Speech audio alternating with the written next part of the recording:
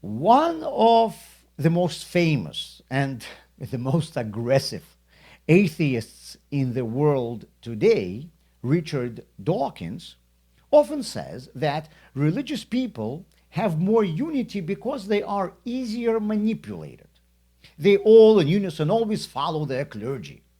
Atheists, on the other hand, think for themselves, and therefore getting them together, he says, is like herding cats. Since each atheist has a mind of his own, each atheist believes in something else.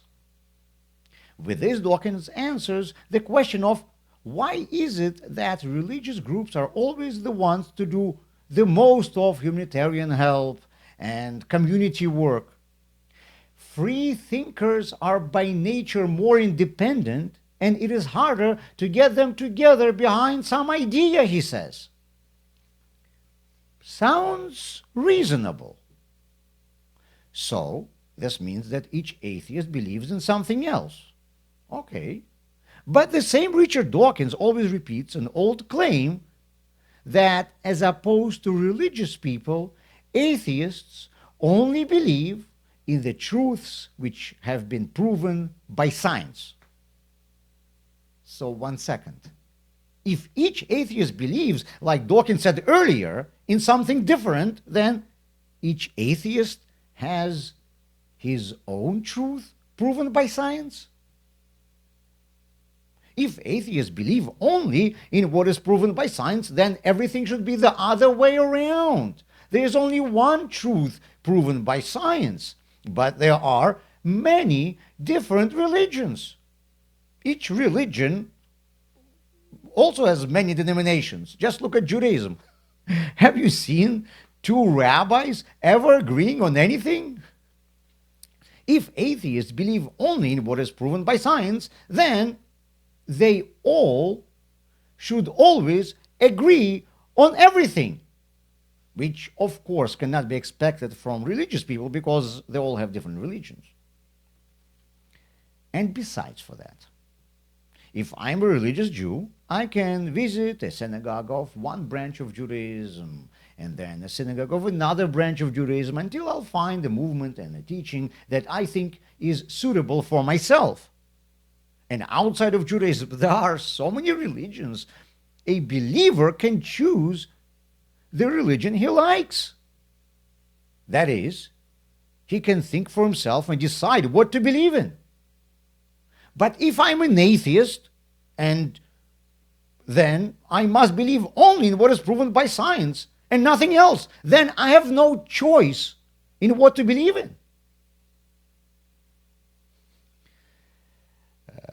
And besides for that, I myself, of course, cannot understand all the intricate complexities of highest levels of each science.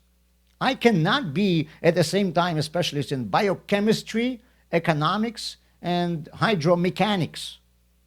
I can only hear or read what the greatest minds in each one of these areas have discovered and told me. If I was told then that something was proven by science, that's it. It has to be 100% true. If it has not yet been established by the scientists, then there are still debates going on, and it cannot be true. I cannot believe in it. When these big boys will figure it out, they will let me know. And at their direction, I will begin to believe in whatever they have established as the truth. So interesting. Usually you hear that religious people don't think for themselves and just follow someone else. But atheists, you hear, are free-thinking people. But it seems like everything turns out to be the other way around. In reality, though, there is almost no difference between believers and atheists. Atheists have different opinions because they believe, just like religious people, in many ideas that are not proven by science and cannot be proven by science, such as questions of justice, morality, good and evil, and religious people, just like atheists, obviously think for themselves.